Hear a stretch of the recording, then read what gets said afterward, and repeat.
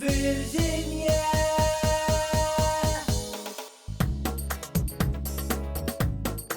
إيه رأيك في مواصفات التشطيب في منتجعات فيرجينيا؟ أنا شُفت تشطيب هنا بجد، بجد رائع جدًا، ومستوى هايل ومستوى راقي ومستوى نضيف، يعني ما اخبّيش عليك، بصّيت على زراير الكهربا كلّها حاجة محترمة، وشايف زراير فينوس وزراير إيطالي، المعجون والنقاشة كويسة، وشايف السيراميك جميل، والحمامات نضيفة، والكرانيش اللي في السقف، يعني في تفاصيل كتير أنا شُفتها، يعني حتى الألموتال، فبرضه لاحظت إن الألموتال قطاعات محترمة وكبيرة ونضيفة. لا الحقيقة التشطيب بجد بجد كويس جدا جدا.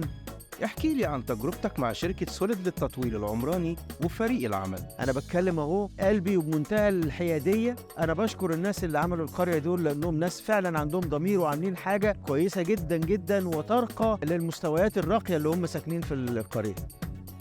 منتجعات فيرجينيا الساحل الشمالي، إحدى مشروعات شركة سوليد للتطوير العمراني.